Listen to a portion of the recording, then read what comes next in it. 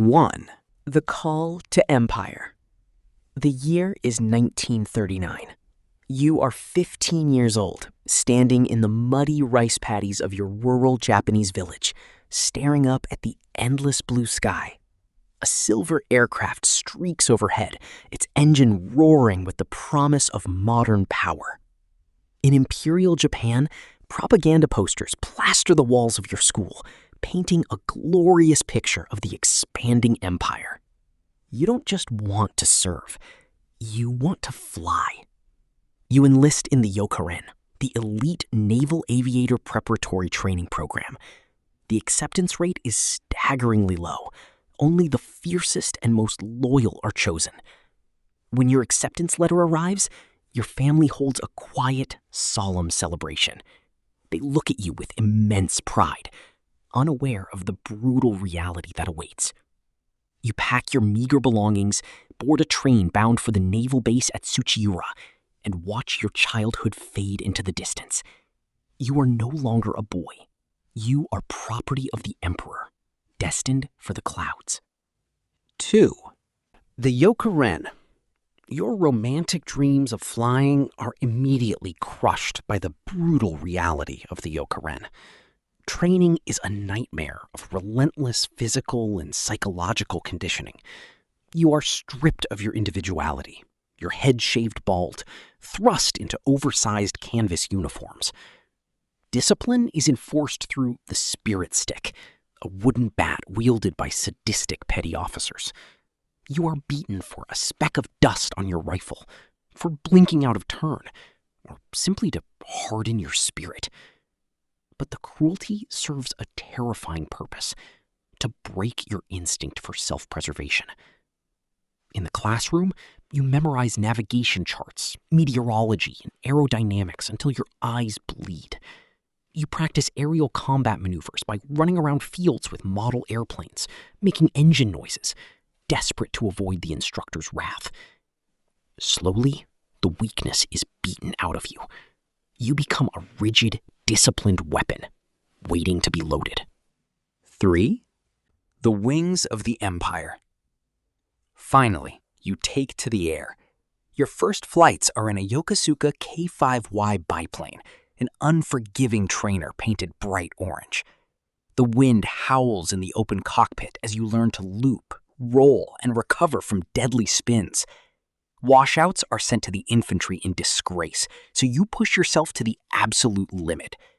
Upon graduation, you are awarded your wings and introduced to your true partner, the Mitsubishi A6M Zero.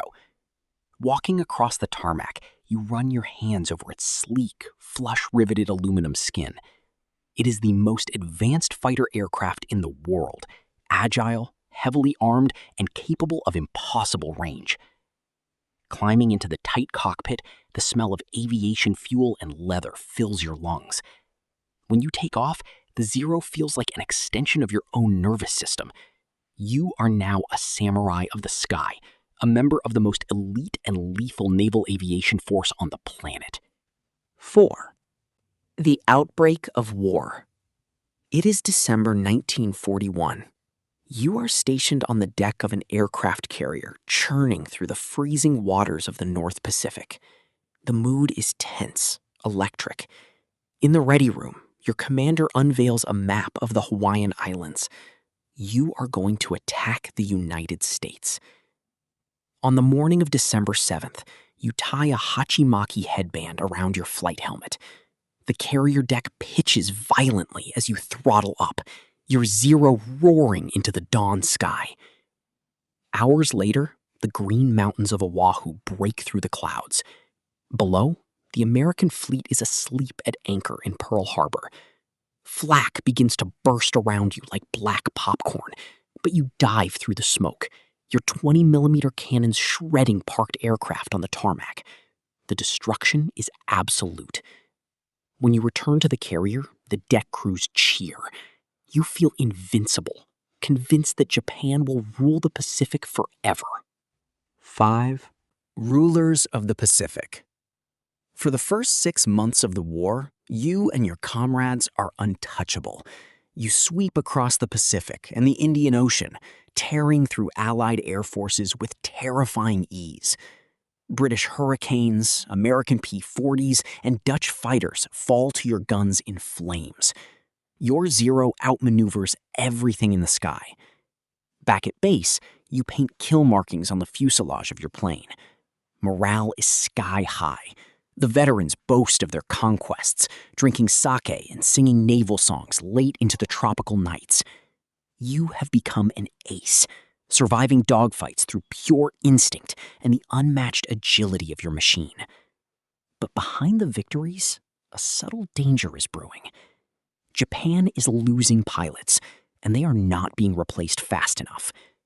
The armorless Zero, which makes you so fast, also means a single incendiary bullet can turn your plane into a flying coffin. You push the thought away. 6. The turning point. Everything changes at Midway. June 1942. You are flying combat air patrol over the Japanese fleet. Below you, 4 magnificent aircraft carriers sail in formation. Suddenly, American dive bombers plunge from the high clouds. You throw your Zero into a desperate dive to intercept, but you are too late. In a matter of minutes, 3 of Japan's greatest carriers are turned into blazing infernos. You watch in horror as the pride of the Imperial Navy sinks beneath the waves. Low on fuel, with nowhere to land, you are forced to ditch your beloved Zero into the unforgiving ocean. You are plucked from the water by a destroyer, shivering and defeated. The invincible aura of the Japanese pilot has been shattered. The elite cadre of veterans you trained with, the men who conquered the Pacific, are mostly dead, resting at the bottom of the sea. The hunter has just become the hunted. 7. The meat grinder. You are reassigned to a sweltering, mud-soaked airstrip in the Solomon Islands. There is no glory here, only attrition. The jungle is as deadly as the enemy. Malaria and dysentery ravage the pilots. You are skeletal, flying on a diet of meager rice rations and quinine. Your Zero is patched with scrap metal, maintained by exhausted mechanics working in the torrential rain. In the air, the situation is even worse. The Americans have arrived in force, bringing heavily armored fighters like the Corsair and the Hellcat. They don't dogfight you anymore. They dive from above, shoot, and speed away, using their superior armor to absorb your fire. Every day, you watch young, undertrained replacement pilots arrive, only to be shot down on their first mission. You are surviving on pure, ragged experience, watching your friends vanish one by one into the green canopy and the blue ocean. 8. The turkey shoot. By 1944, the empire is collapsing. You are fighting in the skies over the Marianas. The skies are black with American aircraft. The enemy radar sees you coming before you even cross the horizon. Your squadron is filled with terrified teenagers who barely know how to land, let alone fight in a massive furball. In what the Americans will call the Great Marianas Turkey Shoot, you witness a massacre. Hundreds of Japanese planes are swatted from the sky in blazing streaks of fire. You push your Zero to its mechanical limits, dodging tracers that fill the air like red lasers. Your canopy is shattered by a near miss, glass cutting your face. You manage to limp back to a cratered runway, but the reality is undeniable. The war is lost. There are no more carriers, no more skilled pilots, and barely any aviation fuel. The desperate high command realizes that conventional tactics are no longer enough. 9. The divine wind. The order comes down. The special attack units are formed. Kamikaze, divine wind. You are gathered in a cold briefing room where a grim commander asks for volunteers to crash their planes into enemy warships. The societal pressure is absolute. To refuse is to dishonor your family forever. You step forward. You are given a final cup of cold water or sake, poured with trembling hands. You sit at a wooden desk and write a final letter to your mother, apologizing for dying before her, telling her you will become a guardian spirit at the Yasukuni Shrine. You cut a lock of your hair and nail clippings to leave behind. Your plane is loaded with a massive 500-kilogram bomb. As you climb into the cockpit for the final time, schoolgirls wave cherry blossom branches at the runway. The engine roars. You take off, flying low over the water, heading straight for the massive American fleet on the horizon. 10. The aftermath.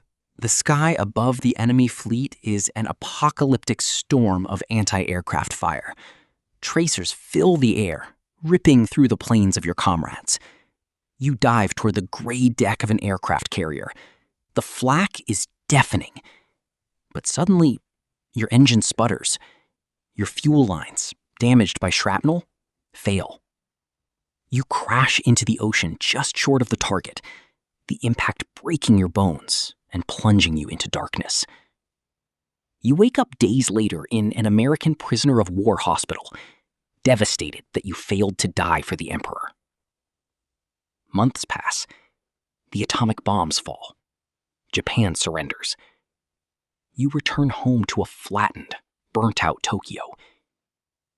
Decades later, you are an old man, walking through a quiet, modern Japanese city. You look up at a jet airliner crossing the peaceful blue sky. You survived, but a part of your soul never returned. It is still up there, flying a silver plane into the fiery sun.